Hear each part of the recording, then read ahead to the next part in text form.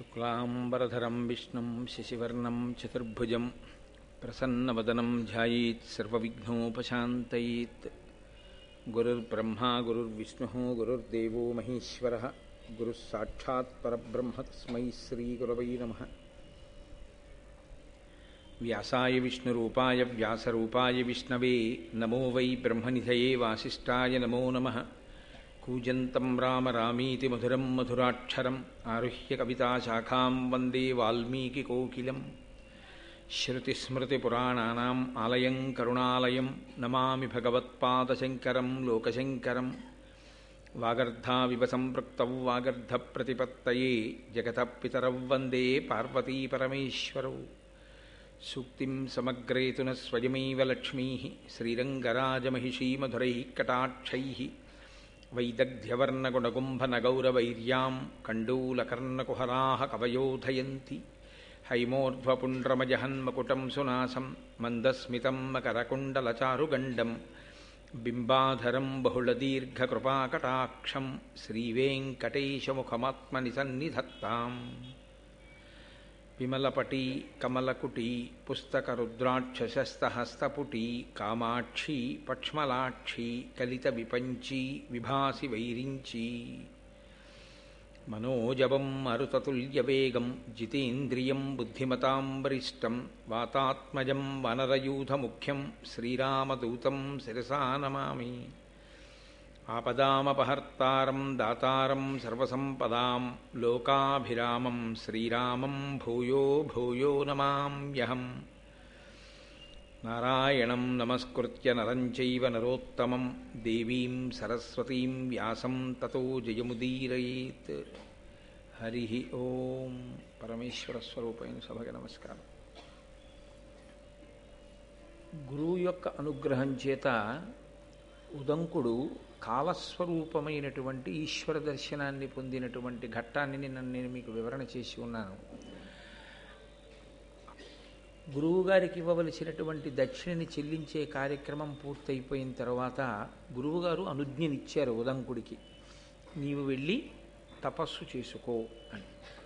ఆయన వెళ్ళి తపస్సుని ప్రారంభం చేశాడు. కానీ నేను నిన్న మీతో మనవి చేశాను, స్వభావము అని ఒకటి ఉంటుంది. ఆ స్వభావమునందు బలము ఉంటుంది, బలహీనత ఉంటుంది.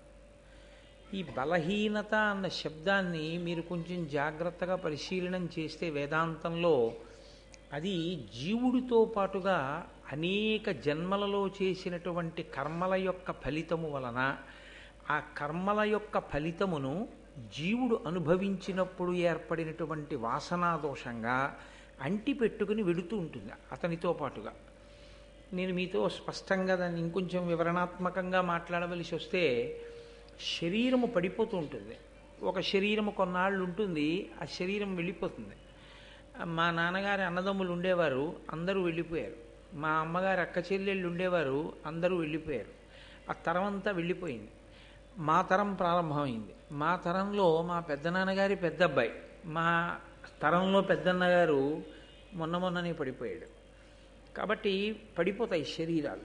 ఒక్కొక్క శరీరం పడిపోతుంది. పడిపోతే ఆ జీవుడు శరీరంలోంచి నిర్గమిస్తాడు, బయటికి వెళ్ళిపోతాడు. వెళ్ళిపోతే ఎక్కడికి వెళ్ళాలి? ఎక్కడికి వెళ్ళడానికి ఏమి ఉండదు. రవీంద్రనాథ్ ఠాగూర్ గీతాంజలిలో వర్ణిస్తాడు, తల్లి ఒళ్ళో పడుకోబెట్టుకోబడినటువంటి పసిపిల్లవాడికి తల్లి స్తన్యం ఇచ్చేటప్పుడు కుడి స్తనాన్ని వాడి నోట్లో పెట్టి వాడి కడుపు నిండలేదని వాడి తలని ఇటు నుంచి ఇటు తొడ మీదకి మార్చుకుని ఎడమ స్థనాన్ని వాడి నోట్లో పెట్టేటప్పుడు మధ్యలో ఉండే వ్యవధి ఎలా ఉంటుందో, జీవుడు ఈ శరీరాన్ని విడిచిపెట్టి ఇంకో శరీరంలోకి వెళ్ళడం అలా ఉంటుంది. భాగవతంలో దాన్ని ఒక అద్భుతమైన ఉపమానంతో వర్ణిస్తారు. గొంగళి పురుగు ఆకు మించి ఆకు మీదకి వెళుతుంది. వెళ్ళేటప్పుడు ఒక ఆకు మీదకి వెళ్ళి ఆకు చివర వరకు వెళ్ళి ఆ ఆకుకి దగ్గరగా ఉండే ఇంకో ఆకుని చూసుకుంటుంది. చూసుకుని మొట్టమొదట ఆ ముందు భాగాన్ని పైకెత్తుతుంది. పైకెత్తి గభాలన ఆ అవతల ఆకు మీదకి వాలుతుంది. వాలి పాకడం మొదలుపెట్టిన తర్వాత మెల్లిగా ఆఖరి భాగం వచ్చేటప్పటికి ఏమవుతుందంటే ఆ కొద్ది బరువుకి ఆకల పట్టుకుని ఉంటుంది. ఈ కొంచెం భాగాన్ని కూడా లాగేసుకుంటుంది అవతలాకు మీదకి, యువతలాకు దూరంగా వెళ్ళిపోతుంది. అలాగే జీవుడు ఒక శరీరాన్ని విడిచిపెట్టి వేరొక శరీరంలోకి వెళ్ళిపోతూ ఉంటాడు.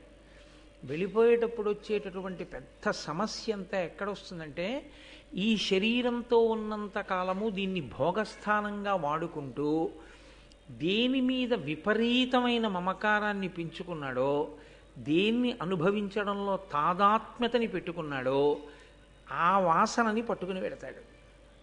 ఒక ప్రత్యేకమైన పదార్థము అంటే ఇష్టం అనుకోండి, దానికి ఏ ప్రమేయం లేకుండా, దానికి ఒక ఆధారం లేకుండా, మీరు చూడండి, ఒక శిశువు జన్మిస్తాడు, వాడికి కొంచెం పెద్దవాడు అవగానే నాకు ఇది వద్దంటాడు, నాకు ఇది వద్దు.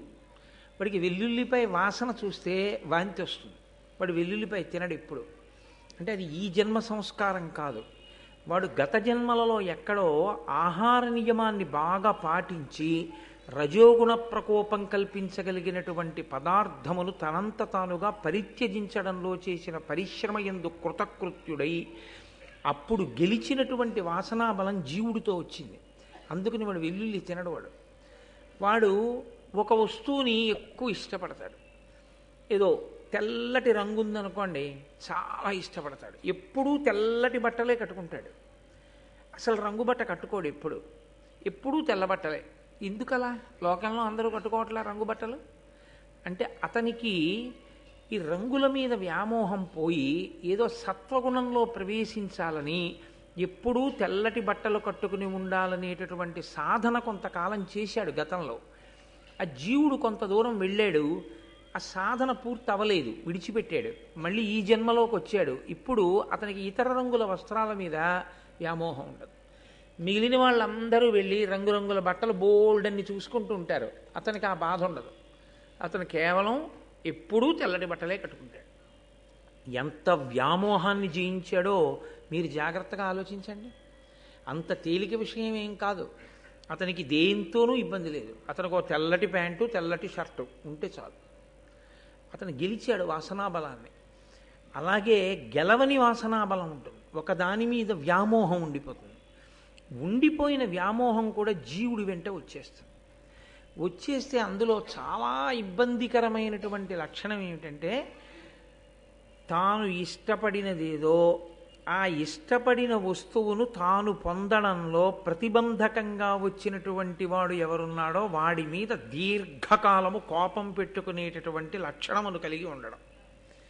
ఇది పతనహేతువులలో ఒకటై కూర్చుంటుంది. ఇది ఒక్కొక్కసారి ఏమవుతుందంటే, ఆ చిట్ట చివర ప్రాణోత్క్రమణం అయిపోయే ముందు ఎవరి మీద ఎక్కువ కోపం పెట్టుకున్నాడో వాడి గురించి ఆలోచిస్తుంది. మీరు కొంచెం జాగ్రత్తగా గమనిస్తే మనసు ఆలోచించడానికి రెండే ఉంటాయి, అంటే అంటుకోవడానికి. మిగిలిన వాటి మించి వెళ్ళిపోతుంది. అలాగా వెళ్ళిపోతూ అది అంటుకుంటుంది. మీరు ఎప్పుడైనా చూసి ఉంటారు, చిన్నతనంలో మా చిన్నప్పుడు గుంటల బోర్డు అని ఒక ఆట ఆడించేవారు. అందులో ఇలా పైకి బోర్డు ఉంటుంది, దాని నిండా గుంటలు ఉంటాయి, కన్నాలు. గోళీలన్నీ కింద ఒక డబ్బా లాంటి దాంట్లో పెట్టి ఒక పుల్లతో ఇలా అనమనేవారు. ఇలా అంటే అది అలా తిరిగి సమతలంగా ఉన్న ప్రదేశం నుంచి వెడితే కిందకు వస్తుంది. అది కానీ ఏదైనా గుంతలోకి వెడితే అందులోకి వెళ్ళి నిలబడిపోతుంది. అలాగే మనసుతో ఉన్న సమస్య ఏమిటంటే, అది ఎప్పుడూ ఖాళీగా ఉండదు. అది సంకల్ప వికల్ప సంఘాతమై అలా వెడుతూ ఉంటుంది ఎప్పుడు. ఈ వెళ్ళడంలో దానికి ఇష్టమైంది కనపడింది అనుకోండి ఆగిపోతుంది, దానికి ఇష్టం లేనిది కనపడింది అనుకోండి ఆగిపోతుంది. రెండింటి దగ్గర ఆగుతుంది. ఇష్టం లేనిది ఏదో జ్ఞాపకానికి వచ్చింది అనుకోండి, ఎంత తప్పు పని చేశాడురా వీడు, ఎంత బాధ పెట్టాడురా నన్ను అని అదే పనిగా స్మరణ చేస్తుంది, పట్టుకుంటుంది అక్కడ కూడా. తనకి ఇష్టమైంది అనుకోండి, అబ్బా నాకు ఆ వస్తువు లభిస్తేనా అని దాని గురించి స్మరిస్తుంది. తాను బాగా పట్టుకునేది ఎక్కడ అంటే, ఇష్టమైన చోట, ఇష్టము లేని చోట, ఈ రెండు చోట్లే పట్టుకుంటుంది. ఈ రెండు చోట్ల పట్టుకున్నప్పుడు కూడా శక్తి క్షీణించిపోతుంది. ఇందులో చిత్రం ఏమిటంటే, కోప్పడినప్పుడు వచ్చేటటువంటి శక్తిహీనత కన్నా ఆ వస్తువు లభించినప్పుడు కలిగినటువంటి సుఖమునందు ఎక్కువ శక్తి క్షయమైపోతుంది. కాబట్టి ఈ కోపం ఉండిపోవడం అనేటటువంటి స్వభావం అంత తేలిగ్గా గెలవడం సాధ్యం కాదు. అక్కడ నేను తట్టుకోలేనండి అంటాడు. తొందరగా వెనక్కి రాలేడు. ఒక్కొక్కరు కోపం వస్తుంది, కానీ మళ్ళీ కొంచెం తొందరగా వెనక్కి వచ్చేస్తాడు. అది మంచి లక్షణం. అది అలా తొందరగా వెనక్కి రాగలగడం అనేటటువంటిది అది ఒక ఈశ్వరానుగ్రహం సాధనలో. లేకపోతే అది చాలా దీర్ఘకాలం అలా ఉండిపోయింది అనుకోండి, చాలా ప్రమాదహేతు. అది జీవుడు నశించిపోతాడు దానివల్ల. ఈ దీర్ఘకాలం జ్ఞాపకం పెట్టుకుని తవ్వుకు బాధపడేటటువంటి లక్షణం ఏది ఉందో దాన్ని క్రోధము అని పిలుస్తారు. అదే లలితా సహస్రనామ స్తోత్రంలో క్రోధాకారాంకుశోజ్వల అని పేరు. అంకుశం మావటివాడు చేత్తో పట్టుకుంటాడు. పట్టుకుని ఏనుగు శరీరం మీద ఇంకెక్కడ పొడవడు ఆ చేతిలో ఉన్న అంకుశంతో. దాని మీద ఎక్కి కూర్చుని దాని కుంభస్థలం మీద పొడుస్తాడు అది పెట్టి. అది ఇంగ్లీష్ అక్షరాల్లో స్మాల్ హెచ్ ఎలా ఉంటుందో అలా ఉంటుంది. అది పెట్టి పొడిస్తే దానికి తలకాయ ఎలా ఉంటుందంటే, మంచి ఎండాకాలంలో తిరిగి ఇంటికి వస్తే తల పగిలిపోతోంది అన్నప్పుడు ఉంటుంది. ఇలా ఒంగుని కూడా లేవలేరు, ధన్ ధన్ ధన్ అంటుంది తల. అంత బాధ పెడుతుంది దానికి. ఆ బాధకి అది లొంగిపోయి మావటి ఏం చెప్తే చేస్తుంది. అంకుశం చూస్తే భయం దానికి. అది తలని ఎలా పొడుస్తుందో, క్రోధము ఎవరు క్రోధం పెట్టుకున్నాడో వాడి తలను అలా పొడుస్తుంది. ఎంత పొడుస్తుందంటే అదే గుర్తు తెచ్చుకుని ఎంత అపకారం చేశాడు రా వీడు అని జ్ఞాపకం తెచ్చుకుని బాధ పెట్టి. చిత్రం ఏమిటంటే, ఎక్కడ క్రోధం ఉందో అక్కడ కుతంత్రం పుడుతుంది. వాణ్ణి పాడు చేయడానికి అవకాశం ఎలా ఉంటుంది ఆలోచించడం మొదలెడుతుంది. అదొక పెద్ద పాపం. అది జీవుడు పతనమైపోవడానికి అజ్ఞానము చేత మాయ చేత ఏర్పడుతున్న పెద్ద కందకం అన్నమాట అది. దాన్ని దాటకపోతే మళ్ళీ దాటడానికి ఎన్ని వందల జన్మలలో దాటుతాడో ఎవరికీ తెలియదు. అలా అంటుకుని ఉండిపోతుంది. మీకు ఎదర కనపడతాయి భారతంలో అలాంటి ఘట్టాలు. దానివల్ల వచ్చేటటువంటి ఉపద్రవం ఏమిటంటే, దీర్ఘకాలం దాన్ని మనసులో పెట్టుకుని ఎలా ఎలా ఎలా అన్న ఆలోచన వస్తూనే ఉంటుంది. అదే జరిగింది ఉదంకుడి విషయం. ఇంత దర్శనం చేశాడు, ఇంత గురుదక్షిణ కట్టాడు, గురువుగారి దగ్గర ఆశీర్వచనం పొందాడు, ధన్యుడయ్యాడు, ఆశ్రమాన్ని నిర్మించుకున్నాడు, చక్కగా తపస్సు చేస్తున్నాడు. కానీ అతనికి అప్పుడప్పుడు జ్ఞాపకం వస్తూ ఉంటాడు తక్షకుడు. ఎప్పుడు తక్షకుడు జ్ఞాపకం వచ్చినా ఆనాడు ప్రార్థన చేయడం చేశాడు తక్షకుణ్ణి. అది ప్రేమ చేత కాదు, లొంగదీసుకోవడం కోసమని మనసులోంచి వచ్చినటువంటి ఒక రకమైన ప్రకోపం. అది పూర్తి పరిణిత వలన కలిగినది కాకపోయింది. దానివలన ఇప్పుడు అతనికి తక్షకుడి మీద క్రోధం ఆవహించింది. నేను ఆనాడు పౌష్య మహారాజు యొక్క భార్య దగ్గర కుండలములను తీసుకొస్తుంటే వాటిని అపహరించాడు, నాగలోకానికి తీసుకుపోయాడు. నేను అంత కష్టపడి మళ్ళీ వాటిని తెచ్చుకోవలసి వచ్చింది. నన్ను ఎంత బాధ పెట్టాడు. కాబట్టి ఈయన్ని విడిచిపెట్టకూడదు, తక్షకుణ్ణి విడిచిపెట్టకూడదు అన్నప్పుడు తక్షకుణ్ణి పాడు చేయడానికి రెండు మార్గాలు ఉంటాయి. అప్పుడు ఒకటి, తానే పాడు చేయొచ్చు. ఎందుచేత? తాను తపోనిధి, ఇప్పుడు చాలా తపస్సు చేసి ఉన్నాడు కాబట్టి. ఒకటి, తన తపస్సు చేత శాపవాక్కుని విడిచిపెట్టడం. నీకు ఈ కష్టం కలుగుతుంది కానీ అలా చేస్తే తను చేసిన తపస్సు క్షీణించిపోతుంది. శాపవాక్ ఎప్పుడు విడిచిపెట్టినా వరం ఇచ్చినా రెండిటికీ పోతుంది చేసినటువంటి తపస్సు. కాబట్టి ఆయన ఆలోచించి ఒక నిర్ణయానికి వచ్చాడు. ఎంత తమాషాగా ఉంటాయో చూడండి. క్రోధంలో వచ్చేటటువంటి ఆలోచనలు ఎలా అల్లుకుంటాయో చూడండి మనిషిలోంచి. నన్నింత కష్టపెట్టినటువంటి వాడు తక్షకుడు. నిష్కారణంగా ఒక బ్రహ్మచారి గురుదక్షిణ తెచ్చుకుంటుంటే ఇబ్బంది పెట్టిన వాణ్ణి శిక్షించవలసిన వాడెవరిప్పుడు? రాజే. ఏ రాజు గురుదక్షిణ ఇవ్వడంలో సహకరించాలో ఆ రాజే గురుదక్షిణ తెచ్చుకుంటున్నప్పుడు ఇబ్బంది పెట్టిన వాడిని కూడా శిక్షించాలి. ఇప్పుడు నేనున్న ప్రాంతం జనమేజయుడి చేత పరిపాలింపబడుతోంది కాబట్టి నేను వెళ్ళి జనమేజయుడికి ఫిర్యాదు చేస్తాను. అప్పుడు నా తపస్సేం భంగపడత కదా. ఇప్పుడు జనమేజయుడికి చెప్తే జనమేజయుడు తక్షకుడిని నాశనం చేయాలి. తక్షకుడితో పోకూడదు ఇది. తక్షకుడితో పాటుగా ఇలాంటి పాములన్నీ నశించిపోవాలి. అంత కక్ష ఎందుకు అంటే మరి తాను ప్రార్థన చేస్తే ఎవరూ కనపడలేదుగా. నాగలోకానికి వెళ్ళి అన్ని పద్యాలు చదివినా కనపడి సత్కరించిన వాడు ఎవరూ లేడుగా. ఎవరో దివ్యపురుషుడు అనుగ్రహించాడు కానీ అక్కడ. కాబట్టి ఇప్పుడు ఆ నాగవంశం అంతా పాములన్నీ నశించిపోవాలి. అయితే ఒకటి, ఇటువంటి ఆలోచనలు వచ్చే ముందు ఒక్కొక్కసారి ఈశ్వర సంకల్పములు కూడా ఉంటాయి. అది ఎక్కడ అన్నది మీకు నేను ఆ ప్రత్యేకమైన సందర్భంలో వివరణ చేస్తాను. కాబట్టి ఇప్పుడు తక్షకుడితో పోకూడదు. తక్షకుడితో పాటు మిగిలినటువంటి నాగవంశమంతా నశించిపోవాలి. దీనికి నేను జనమేజయుడి దగ్గరికి వెళ్ళి ఆయన యొక్క మనసు పాములన్నింటినీ కూడా నశింపచేసే విధంగా ఆయన మనసులో ప్రచోదనం కలిగేటట్టు మాట్లాడతాను. మీకు ఇందులో ఒక తమాషా ఉంటుంది. బాగా కోపం ఉన్నవాడు వెంటనే మాట్లాడడం ఒక ఎత్తు, అదుపు తప్పి ఉంటుంది ఆ మాట. అప్పుడు నోటి నుంచి వచ్చేటటువంటి మాటలో ఉచ్చనీచములు ఉండవు. గబుక్కుని నోటి వెంట అనరాని పరుషవాక్యాలు వచ్చేస్తాయి. మనసు ఇంకా చాలా అదుపులో ఉంచుకుని మాట మాత్రమే వ్యగ్రతతో ఉంది తప్ప మనసు అంత తొందరగా ఆ తమోగుణానికి రజోగుణానికి పూర్తిగా వశమైపోయేంత స్థితిలో ఉన్నవాడు కాదు ఆయన అని గుర్తు ఏమిటంటే దేనికి కోపం వచ్చిందో అదొకటే మాట్లాడతాడు అంతే తప్ప నింద చేయడం కానీ నోటి వెంట పరుషవాక్యాలు విడిచిపెట్టడం కానీ తిట్టడం కానీ అలాంటివి రావు. అంటే అదుపులో ఉంది అని గుర్తు.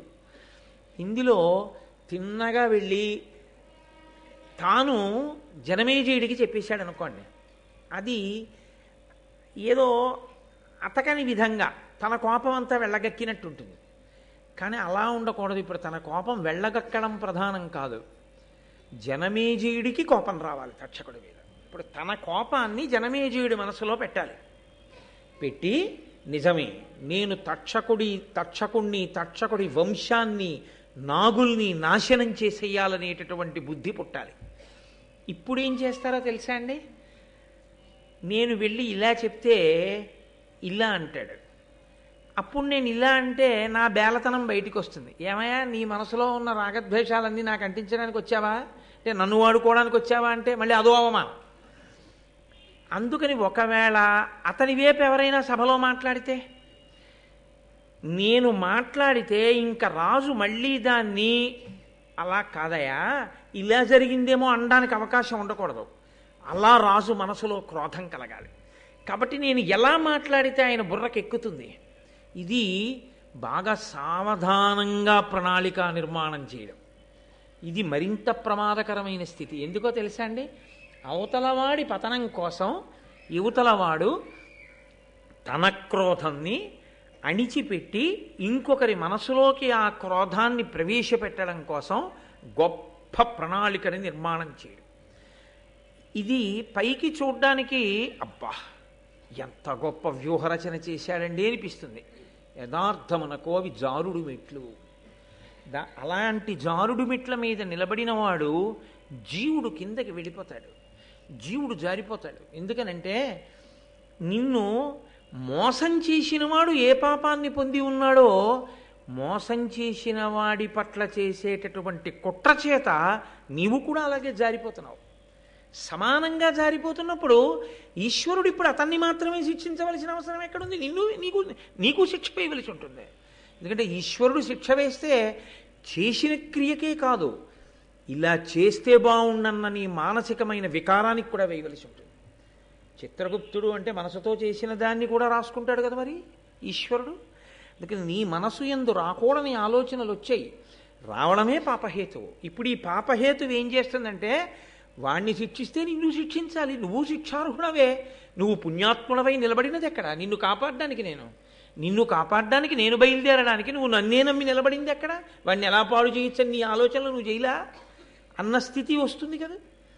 అందుకని జారుడు మెట్ల మీద నిలబడ్డట్టు క్రౌర్యముతో ఆలోచించి ప్రణాళికా నిర్మాణము చెయ్యడం అనేటటువంటి దాని యందు బ్రాహ్మణునికి అటువంటి వ్యగ్రత అస్సలు పనికిరాదు. బ్రాహ్మణుడు అసలు ఆలోచించకూడదు. ఎందుకనంటే ఆయన ఉదారుడై లోకమునకంతటికీ మార్గాన్ని చూపించవలసిన వాడు. వెంటనే ఉద్ధరించి మనసు సంస్కరింపబడేటటువంటి స్థితి తేవాలి తప్ప అసలు అవతల వారిలో కలిగిన ఆలోచనని కూడా ప్రోత్సహించకూడదు. అటువంటి ఉదంకుడు ఇంత తపస్సు చేసినవాడు ఇటువంటి ఆలోచన, ఇంత గొప్ప వ్యూహ నిర్మాణం చెయ్యకూడదు. దాని వలన ఉదంకుడు ఉన్నతిని పొందుతున్నాడా అని మీరు నన్ను అడిగితే ఏం చెప్పవలసి ఉంటుందంటే, ఖచ్చితంగా ఆయన జారుడు మెట్ల మీద నిలబడుతున్నాడు ఇవాళ అని చెప్పవలసి ఉంటుంది. అది ఎవరికైనా అంతే. మహాభారతం అత్యంత సున్నితమైన విషయాన్ని స్పృశిస్తోంది. అందుకే జీవితంలో మహాభారతాన్ని బాగా విన్నటువంటి వారు తాము జారిపోకుండా ఎలా నిలబడాలో తెలుసుకుంటారు.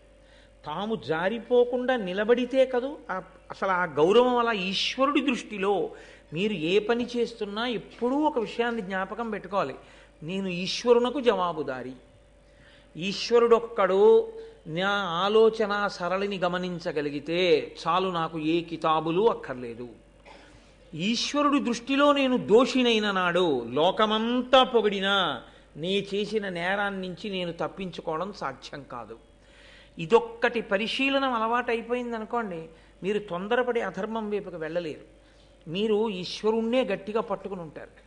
మీకు ఎక్కువ బాధ కలిగితే దాన్ని ఈశ్వరుడికే వెళ్ళి చెప్పడం అలవాటైందనుకోండి, ఈశ్వరుడి కాళ్ళు పట్టుకోవడమే అలవాటైందనుకోండి, ఈశ్వరుడికి మీరు విడిచిపెడితే ఆయనకి తెలుసు ఎలా బుద్ధి చెప్పాలో, ఆయనకి తెలుసు మిమ్మల్ని ఎలా రక్షించాలో, మిమ్మల్ని ఎలా కాపాడాలో.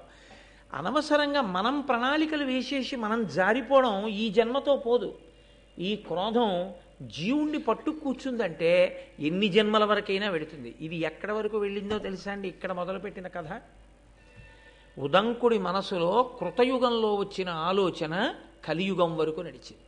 దాని ప్రభావం, ఒక్క మాట ప్రభావం కృతయుగంలో జనమేజయుడి దగ్గర, కృతయుగంలో ఆనాడు కద్రువ ఇచ్చినటువంటి శాప ప్రభావం కలియుగంలో ఫలించడానికి ఈయన మాట్లాడిన మాట కారణమైంది. అంటే దైవము యొక్క శాసనము అమలు కావడానికి ఇవాళ ఉదంకుడు పనికొచ్చాడు. ఎందుకు పనికొచ్చాడు?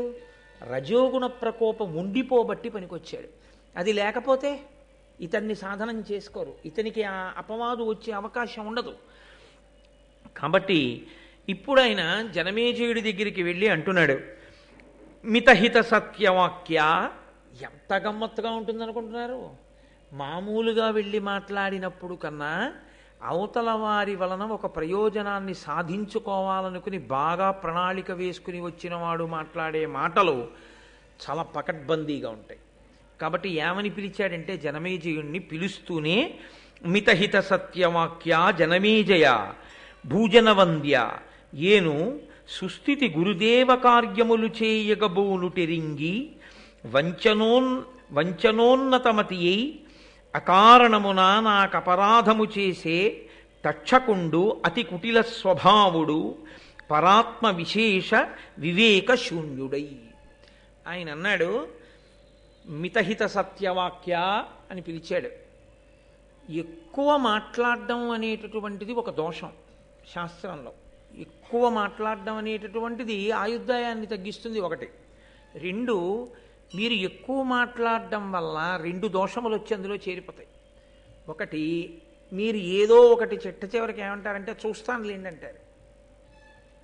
చూస్తానులేండి అంటే సగం చేస్తానులేండి కాదు. ఆ తర్వాత మీరు ఎందుకంటారంటే అది ఇప్పటికి వెళ్ళిపోతాడుగా తర్వాత చూడొచ్చు. కానీ అది ఏమవుతుందంటే అసత్య దోషం కింద వెళ్ళి పడిపోతుంది. అది పెద్ద దోషం.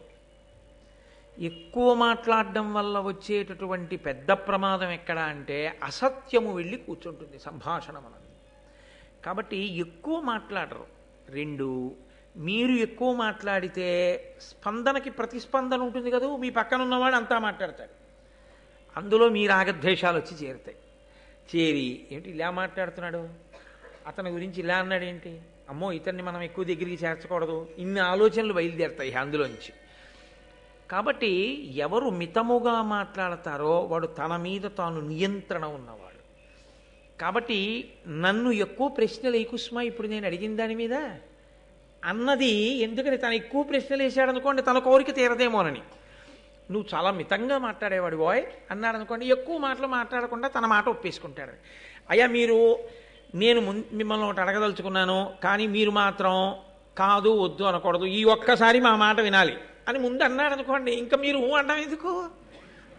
మిమ్మల్ని ఊ అన్నది అనిపించడానికి వచ్చాడంతే కదా. అది అనుమతించాడు, అనిపించుకోవడానికి వచ్చాడు, కానీ నిజంగా మీరు అనుమతిస్తున్నారో లేదో ఆయనకు అనవసరమైన విషయం అది. మీరు హృదయం పరిపూర్ణంగా మీరు అనుమతిస్తే చేస్తాను అన్నాడు అనుకోండి వేరు. మీరు కాదనకూడదు, మీరు ఊ అనాలి అంతే ఈ ఒక్కసారికి అన్నాడు అనుకోండి, ఇంకా మీరు అది వినకుండా ఊ అనడం మంచిది కదా. ఊ అనాలనుకుంటే నేను అలా అనను, అది నా స్వభావం కాదు అని మీరు అనగలిగితే ఆయనతో మీ అనుబంధాన్ని కొనసాగించడం ప్రశ్నార్థం కదా. ఎంత ఇబ్బంది ఉంది, ఒక్క మాటలో ఎంత ఇబ్బంది ఉంటుందో చూడండి. కాబట్టి మిత హిత సత్య వాక్య, ఎంత గొప్ప మాటలేశాడో చూడండి. అది లోపలి ఆలోచన. మితంగా మాట్లాడేవాడా, హితంగా మాట్లాడేవాడా అంటే నేను అన్నదానికి కాదనకుండా ఉండేవాడా. సత్యవాక్య, చూస్తానులేండి అన్న తర్వాత డేట్లు ఇవ్వకుండా పోకూడదు, ఇచ్చి తీరాలి. కాబట్టి సత్యవాక్య అన్నమాట నిలబెట్టుకోవాలి. కాబట్టి ఇప్పుడు ఏం చేస్తున్నట్లు, జనమేజయుడు తానన్న మాట వినేటట్టుగా ఆయన్ని మానసికంగా సిద్ధం చేస్తున్నాడు. జనమేజయ, మీ మంత్రి గారిని అన్నానో సైన్యాధ్యక్షుడిని అన్నానో అనుకుంటున్నావేమో, నిన్నే. కాబట్టి మితహిత సత్యవాక్య జనమేజయ, నేను చాలా మంచివాణ్ణయా. భూజనవంద్య, ఏను సుస్థితి గురుదేవ కార్యములు చేయగబూనుటెరింగి, నేను గురుదక్షిణ తేవడం కోసమని చెప్పి వెళ్ళి వస్తున్నాను, నేను పవిత్రమైన పని మీద ఉన్నానని తెలిసి కూడా ఇది చెయ్యకూడని పని, ఇది చెయ్యవలసిన పని అనేటటువంటి వివేకాన్ని పూర్తిగా మర్చిపోయి పెద్దల పట్ల ఎలా ప్రవర్తించాలో ప్రవర్తించవలసినటువంటి విధానాన్ని పూర్తిగా విస్మరించి కుటిల స్వభావుడై అవతల వారిని మోసం చెయ్యడమే తన ప్రధానమైనటువంటి ఆలోచన విధానంగా పెట్టుకున్నవాడై ఆ తక్షకుడున్నాడే, ఆయన నన్ను చాలా ఇబ్బంది పెట్టాడు. కుండలములు పట్టుకుపోయాడు కాబట్టి ఇప్పుడు నువ్వు జోక్యం చేసుకోమని అడగట్లేదు, కుండలములు తెచ్చేశాను. కానీ నేను ఎంత బాధపడ్డానో తెలుసా, చాలా బాధపడ్డాను ఆ తక్షకుని యొక్క ప్రవర్తన చేత. కాబట్టి భూజనవంద్య, భూమిజనుల చేత నమస్కరింపబడేవాడా, అటువంటి తప్పు చేసినవాడు ఇప్పుడు దానివల్ల వచ్చిన నష్టమేమిటి అని నువ్వు వదిలిపెట్టడానికి వీల్లేదు. నేను బాధపడ్డానా లేదా, కాబట్టి ఆ బాధపడిన దానికి నువ్వు పరిహారం చూపించాలంటే తక్షకుణ్ణి నువ్వు శిక్ష వేయాలి అని. ఇప్పుడు రాజు మనసు ఎటువైపు గడుతుంది మీరు ఆలోచించండి. ఆయన నిష్పక్షపాతంగా ఒక ఆలోచన చేస్తాడు. ఇందులో ఒక చిన్న ఇబ్బంది ఒకటి వస్తుంది. పోన్లేండి పంతులు గారు, దానికి ఏముంది, నిజమే కుండలాలు ఎత్తుకుపోయాడులేండి, మీరేం సామాన్యులా, మీకు వెంటనే దివ్య పురుషుడు కనిపించి మీకు ఆ కుండలాలు ఇచ్చేసి ఆ గుర్రం చెవిలో మీరు ఊదేసరికి అగ్నిహోత్రం అంతా వ్యాపించలా, అటువంటి మహానుభావులు మీరు ఇవాళ మా సభకి రావడమే చాలా సంతోషం, రెండు పూలదండలు అని ఆయనకి వేసేసి కాళ్ళు కడిగేసి అవి నెత్తి మీద జల్లేసుకుని ఓ పంచల్సా పెట్టి పంపించేశాడు అనుకోండి, ఈయన కోరిక తీరుతుందా? తీరదు. పోన్లేండి, ఏదో జరిగింది, ఏదో జరిగిపోయింది, మీరు బ్రాహ్మణులు అంత కోపం పెట్టుకోకూడదు, మీ మనసు వెన్నపూసలా ఉండాలి, పౌష్య మహారాజు చెప్పాడుగా, అలా చెప్పాడు అనుకోండి తిరిగి, అప్పుడు రాజు మనసులో క్రౌర్యం లేదు కదండి. అందుకని క్రౌర్యం లేదు కాబట్టి పోన్లేండి అని కొంత ఆలోచిస్తే ఆలోచించవచ్చు, లేదా తాననుకున్నంత శిక్ష వెయ్యకపోవచ్చు. నిజమే, అలా చెయ్యకుండా ఉండవలసింది. కాబట్టి తక్షకుడు ఎక్కడున్నా సరే పట్టి తీసుకొచ్చి తక్షకుడికి కొంత శిక్ష వేస్తానన్నాడు అనుకోండి, సరిపోతుంది ఆయనకి? చాలదు. ఆయన మనసు వ్యగ్రత ఎలా ఉందంటే తక్షకుడు నశించాలి, తక్షకుడితో సరిపోకూడదు, తక్షకుడితో పాటు నాగులన్నీ నశించాలి. కాబట్టి ఇప్పుడు తనకెంత కోపం ఉందో అంత కోపం జనమేజయుడికి రావాలి. కాబట్టి ఇప్పుడు ముందు తనెందుకు వచ్చాడో తన వైపు నుంచి చెప్పాడు, ఇప్పుడు ఇంకొక మాట చెప్పాడు. ఎంత గొప్ప ఆలోచన చేశాడో చూడండి. ఇప్పుడు అన్నాడు, అనవరతార్థదానయజనాభిరతున్ భరతాన్వయాభివర్ధను సకల ప్రజాహిత విధాను ధనంజయ సన్నిభున్ భవజ్జనకు పరీక్షితున్ భుజగజాల్ముడసహ్య విశోగ్ర ధూమకేతన హతి చేసిన తిదాంతు కృతాంత నికేతనాతిథిన్. ఆ తక్షకుడు నాకు మాత్రమే అపకారం చేసినవాడు కాదు, అనవరతార్థదాన యజనాభిరతున్. మహానుభావుడు అడిగిన వాళ్ళందరికీ లేదనకుండా దానాలు చేసినవాడయా నీ తండ్రి. భరతాన్వయాభివర్ధను, భరతవంశాన్నంతటినీ కూడా పెంచినవాడు, గొప్పగా వంశాన్ని పెంచినవాడు సాక్షాత్తు నీకు తండ్రి. సకల ప్రజాహిత విధాను, సకల ప్రజల యొక్క హితమును కోరి పరిపాలన చేసినటువంటి వాడు. ధనంజయ సంధిభున్, అర్జునుడితో సమానమైన వాడు. భవజ్జనకు, ఇక్కడ తీసుకొచ్చి పెట్టాడు మాట. ఇంత పొగిడి ఎవరనుకుంటున్నావో, భవజ్జనకు నీ తండ్రి పరీక్షితున్, పరీక్షిన్ మహారాజుని ఆ తక్షకుడు ఏం చేశాడో తెలుసా? భయంకరమైనటువంటి తన యొక్క విషము అనబడేటటువంటి అగ్ని జ్వాలల చేత దహించి యమధర్మరాజు సదనానికి అతిథిగా పంపించాడు. లేకపోతే మీ తండ్రి ఇంకా ఎంతకాలం రాజ్యం చేయవలసిందే. మీ తండ్రిని పొట్టన పెట్టుకున్నవాడు ఆ తక్షకుడే. ఈ మాట అనేసరికి ఎంత కాదన్నా జనమేజయుడిలో తాను కోరిన ప్రతిస్పందన వస్తుంది కదండి. ఇది ఆయన ఆలోచన. మా నాన్నని చంపేశాడు కదూ. తక్షకుడు ఎందుకు చంపాడు? ఒక బ్రాహ్మణ వాక్కు కొరకు చంపాడు. శృంగి అనబడేటటువంటి మహర్షి కుమారుడు ఒకడు శపించాడు, నేటికి 7వ రోజు లోపల నువ్వు తక్షకుని యొక్క విషము చేత మరణిస్తావు అని శాపవాక్కు విడిచిపెట్టాడు. ఆ శాపవాక్కు నిజమవ్వాలి కాబట్టి తక్షకుడు వచ్చి చంపాడు. దాన్ని ఎంత చమత్కారంగా చెప్పాడో చూడండి ఆయన. అంటే ఏదైనా సరే అవతల వారికి కోపం తెప్పించేటట్టుగా మాట్లాడగలిగినటువంటి ప్రజ్ఞ. వాక్కు ఎంత దూరం వెడుతుందో, వాక్కు ఎంత శక్తివంతమైందో చెప్తున్నారు. ప్రహ్లదుడైన అతను కాదనకిట్టిపాటి అపకారము తక్షకుడేక విప్ర సంబోధన చేసే నృపపుంగవ, నీవు అనేక భూసురాపాదిత సర్పయాగమున భస్మము చేయుము. తక్షకాదికాకోదర సంహతిన్ హుతమహోగ్ర సమగ్ర శిఖాచయంబులన్. తక్షకుడు ఎందుకు చంపేశాడో తెలుసా మీ నాన్నని? తక్షకుడికి మీ నాన్నకి ఏమీ వైరం లేదు. మీ నాన్నగారు తక్షకుడిని ఎప్పుడూ ఏమీ అనలేదు.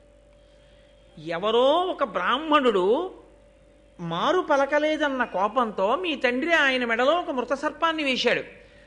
తండ్రి మెడలో మృత సర్పాన్ని వేశాడన్న మాటకి కోపం వచ్చి ఆ ముని యొక్క కుమారుడు నేటికి 7వ రోజు లోపల నువ్వు తక్షకుడి వలన మరణిస్తా అన్నాడు.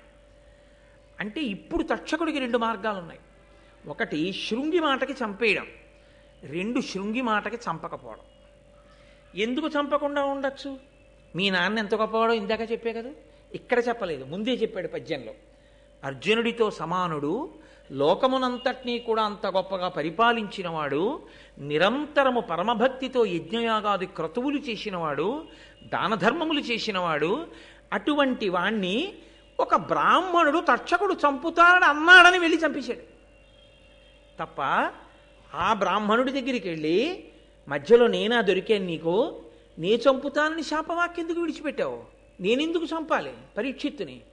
పరీక్షిత్తు లాంటి ప్రభువు శరీరం విడిచిపెడితే ఈ లోకాన్ని రక్షించడానికి మళ్ళీ అటువంటి ధర్మాత్ముడు ఎక్కడి నుంచి వస్తాడు? ఎందుకంత తీవ్రమైన వాక్కు విడిచిపెట్టావు? నేను నీ మాట వినను, నేను కరవను. అలా కరవకుండా ఉన్నందుకు నాకు కూడా శాపవాక్కు ఇస్తావా? ఇస్తే ధర్మం కోసం నేను కూడా శరీరం వదిలిపెడతాను తప్ప నేను ప్రభువుని చంపను అనగలిగాడా తక్షకుడు? ఇప్పుడు క్రోధం ఎవరిలోకి ఎడుతోంది? ఒక ఇంజెక్షన్ పట్టుకొని అవతల వారిలోకి ఎక్కించినట్లు తనలో ఉన్న క్రోధం ఏ స్థాయిలో ఉందో అంత స్థాయిలో ఆయనలోకి పంపిస్తున్నాడు. ఇప్పుడు పరిష్కారం కూడా చెప్పేశాడు. ఇంకా మళ్ళీ ప్రత్యేకంగా దీనికి నేనేం చెయ్యాలని ఆలోచన రావక్కర్లేదు జనమేజయుడికి. ఎంత గొప్పగా చెప్పాడో చూడండి. నృపపుంగవ, నీవు అనేక భూసురాపాదిత సర్పయాగమన భస్మము చేయుము తక్షకాదికాకోదర సంహతిన్ హుతవహోగ్ర సమగ్ర శిఖాచయంబులన్. ఒక బ్రాహ్మణుడన్న మాటకి తక్షకుడు చంపేశాడు మీ నాన్నని. నువ్వు చాలామంది ఋత్విక్కుల్ని తీసుకురా, కూర్చోబెట్టు. వాళ్ళందరూ కలిసి ఒక్కొక్క పాము పేరు చెప్పి స్వాహ అంటారు. ఆ పాము పడిపోవలసిందే. ఒక బ్రాహ్మణుడి మాటకి తక్షకుడు వెళ్ళి మీ నాన్నని చంపేయచ్చు, ఆ బ్రాహ్మణుడి మాటకి పావులు వచ్చి అగ్నిలో పడక్కర్లా? మీ నాన్న విషయంలో ఓ నీతి, బ్రాహ్మణులు వచ్చి చెప్పిన తర్వాత ఈ పావుల విషయంలో ఒక నీత, వాళ్ళని వచ్చి పడిపోమను. చిట్ట చివర తక్షకాయ స్వాహ అనమను, తక్షకుడు కూడా వచ్చి అగ్నిలో పడిపోతాడు. అప్పుడు నువ్వు పీటల మీద కూర్చుని, ఏమయ్యా బ్రాహ్మణ వాక్కుకి మా నాన్నని చంపావుగా, బ్రాహ్మణ వాక్కుకి నువ్వు చావు అను. నీ పగ తీరుతుంది రాజా. తండ్రిని చంపినవాడు హాయిగా అక్కడ తిరుగుతూ ఇంకా లోకాన్ని నాలాంటి బ్రహ్మచారుల్ని ఇబ్బంది పెడుతుంటే నువ్వు ఇక్కడ చూస్తూ కూర్చున్నావా? కాబట్టి సర్పయాగం చెయ్యి, ఋత్విక్కుల్ని పిలిపించి స్వాహాకారంతో పావులన్నిటిని పడగొట్ట అగ్నిహోత్రంలోకి. ఎంత కోపం వస్తుందండి. ఇక్కడ ఒకే ఒక చిన్న మినహాయింపు ఉంది ఇప్పుడు జనమేజయుడు మాట్లాడడానికి.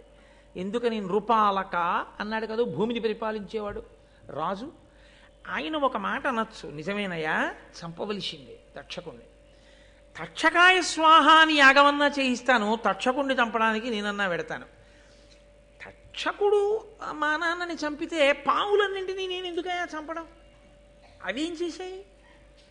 అవేం చంపలేదుగా మా నాన్నని, అవేమి మా నాన్నకి ద్రోహం చేయలేదుగా, నీకు వాళ్ళెవరు ద్రోహం చేయలేదుగా, మరి వాళ్ళందరినీ ఎందుకు చంపడం? తక్షకుడు జోలికి పెడతానులే అన్నాడు అనుకోండి. తాను నాగలోకానికి వెళ్ళి ప్రార్థన చేసినప్పుడు వాళ్ళెవ్వరూ తనకి పలకలేదన్న కోపం ఎలా పోతుంది? మీరు లోకంలో ఒక గమ్మత్తు ఉంటుంది చూడండి. ఆయనకి చెప్పానండి, ఆయన వినలేదు. వాళ్ళ అన్నయ్యకి చెప్పాను, వాళ్ళ అన్నయ్య వినలేదు. వాళ్ళ తమ్ముడికి చెప్పాను, వాళ్ళ తమ్ముడికి వినలేదు. వాళ్ళందరూ నశించిపోవాలండి అంటాడు. ఎందుకని? తనకి అసలు ఎవడ చెయ్యాలో వాడు చేయడం కాదు, తను ఎవరెవరికి చెప్పాడో వాళ్ళు ఎవరూ వినలేదు తన మాట. అందరి మీద కోపమే. కాబట్టి ఇప్పుడు ఇంత కోపం అవతల వాళ్ళలోకి వెళ్ళాలి, వాళ్ళందరినీ కూడా చంపేయడానికి. నిజమే, ఎందుకు చేయకూడదు యాగం? పాములన్నింటినీ చంపేయాలి అన్న ఆలోచన రావాలంటే అసలు ఆ మాట అడగకూడదు జనమేజయుడు. అడగకుండా తను జవాబు చెప్పాలి. మితహిత సత్యవాక్య. ఇంకా మళ్ళీ అనుమానాలు రాకూడదు జనమేజయుడికి, ఇంతకన్నా ప్రశ్నలు వేయకూడదు అనిపించాలి. అందుకని తర్వాత పద్యంలో అన్నాడు, ప్రహ్లదుడైన ఒక్క కులపాంసను చేసిన దానన్ తత్కులం బెల్లను దూషితంబకుట ఏమి అపూర్వము కావునన్ మహీవల్లభ తక్షకాధము నెపంబున సర్పము నెల్ల అగ్నిలో త్రెళ్ళగ సర్పయాగమతి ధీయుత చేయుము విప్రసమ్మతిన్. ఏమి రాజా నువ్వు పూర్వం నీతి వినలేదా? ఒక కులంలో ఒక్క దుర్మార్గుడు జన్మిస్తే ఆ దుర్మార్గుడి కారణంగా కులమంతా నశించిపోతోంది, ఆ జాతి నశించిపోతోంది. అలా ఇంతటి దుర్మార్గుడు పరీక్షిత్తు వంటి ధర్మాత్ముండే చంపినటువంటి తక్షకుడు పుట్టిన కులం నశించిపోవద్దు. కాబట్టి ఆ పావులన్నీ పోవలసింది. ఇవాళ తక్షకుడు, రేపు నోట్లో విషం ఉన్న మిగిలిన పావులు, రేపు ఇంకోళ్ళ తోలికెడతాయి. నేను పావు అన్నది ఉండడానికి వీల్లేదు, పావులన్నీ పడిపోవలసింది అగ్నిహోత్రంలో. కాబట్టి విప్రుల్ని కూర్చోపెట్టు, ప్రభువు ఇలా చెయ్యొచ్చని చెప్పు, నచ్చ చెప్పు, బ్రాహ్మణులు ఒప్పుకుంటారు. యాగం మొదలుపెట్టు, వాళ్ళు స్వాహాకారం చేస్తారు, పడిపోతాయి అంతే. అగ్నిహోత్రం పడిపోతే పావులన్నీ చచ్చిపోతాయి. అందుకని అలా పిలిపించు, యాగం మొదలుపెట్టు అంటే జనమేజయుడు ఒక్క మాట మాట్లాడినట్టు లేదు. ఉత్తర క్షణం ఆయన చాలా, నువ్వు చెప్పింది ఎంత మాత్రము ఇందులో అనుమానం లేదయా, నిజమే, నేను సర్పయాగం చెయ్యవలసిందే అని ఋత్విక్కుల్ని పిలిచి, రండి మీ అందరూ కూర్చుని సర్పయాగం ప్రారంభం చేయండి. ఈ సర్పయాగం చేత లోకంలో ఉండేటటువంటి నాగులన్నీ కూడా ఈ అగ్నిహోత్రంలో పడిపోయి ఇవన్నీ మరణించవలసిందే అని సంకల్పం చేసేసాడంతే. చాలా జాగ్రత్తగా జ్ఞాపకం పెట్టుకోవలసిన విషయం ఏంటంటే, చాలా కోపం వచ్చినటువంటి వ్యక్తి చాలా కోపంలో ఏ ప్రణాళికా నిర్మాణము చేయరాదు. కోపంగా ఉన్నప్పుడు మీరేమీ ఆలోచన చేయకూడదు. అంతకన్నా ఏది చెయ్యాలో మీరు కోపంతో ఇంకోరికి చెప్పొదిలేయడం చాలా మంచిది తప్ప మీరు ఆలోచన చేసి అప్పుడు ఏమి నిర్ణయాలు మీరు తీసుకోకుండా ఉండడం మంచిది. ఎందుకో తెలుసా? ఇదిగో ఇలాగే పెడుతుంది. ఆ బుద్ధి యందు కలిగిన వ్యగ్రత సరి అయినటువంటి రీతిలో ఆలోచన చెయ్యనివ్వదు. ఆ చెయ్యనివ్వనప్పుడు ఏం చేస్తుందంటే కిందకి జారి చేస్తుంది, పడగొట్టేస్తుంది. అలా పడిపోకుండా ఉండాలి అంటే అంత కోపంగా ఉన్నప్పుడు మీరు ప్రయత్నపూర్వకంగా కాసేపు మీరు ఆలోచన చేయడం ఆపేసి దాన్ని వదిలిపెట్టేయడం కోసమని మార్గాన్ని ఎంచుకోవాలంతే. లేకపోతే దీర్ఘకాలం దాని యొక్క పరిణామం ఆశ్చర్యకరంగా వెళ్ళిపోతుంది. కాబట్టి ఇప్పుడు ఇంత జనమేజయుడు అంగీకరించాడు.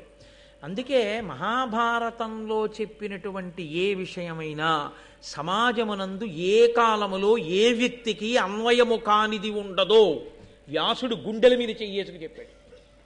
నేను భారతంలో చెప్పినటువంటి ఏ విషయమైనా సమాజమునందు ఏ వ్యక్తికి ఏ సందర్భంలోనూ అన్వయము కాదన్నది లేదు.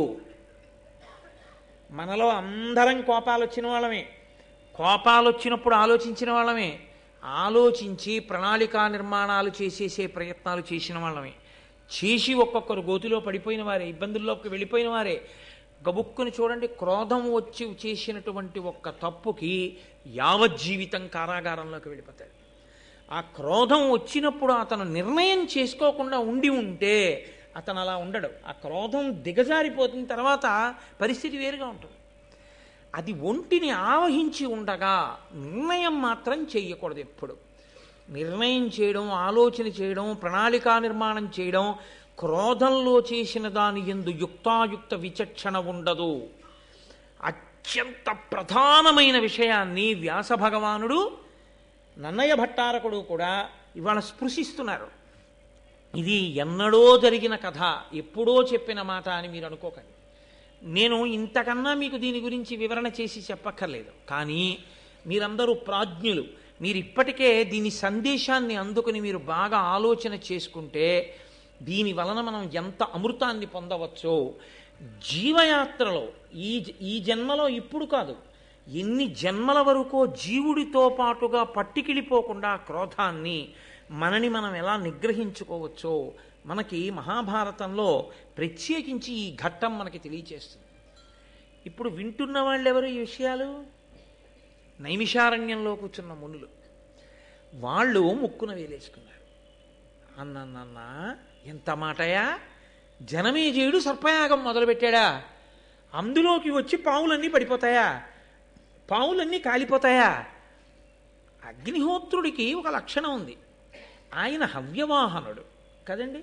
ఆయనలో ఏదైనా వేస్తే, వైదికంగా మంత్రం చెప్పి బ్రాహ్మణులు వేస్తే దేని కొరకు పుచ్చుకుంటాడంటే దేవతలకి పట్టుకెళ్ళి ఇవ్వడానికి పుచ్చుకుంటాడు.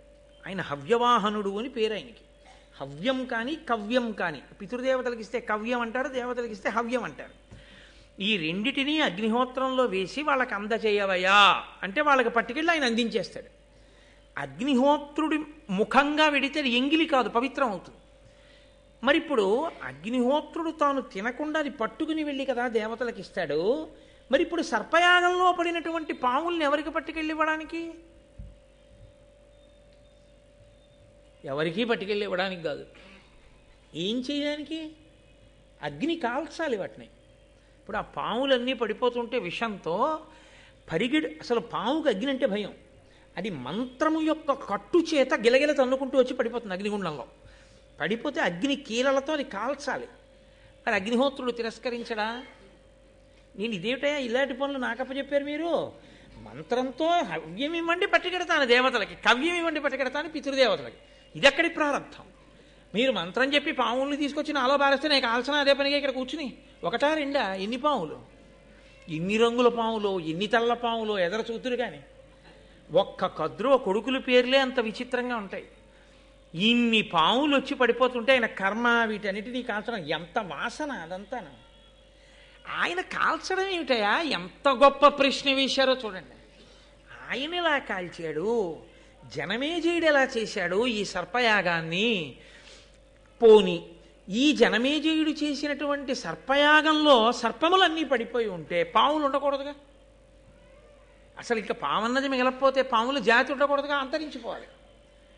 మరి పాముల జాతి అంతరించిపోకుండా పాములు ఉన్నాయంటే అన్ని పాములు పడలేదుగా, కొన్ని పాములు ఉండిపోయాయి.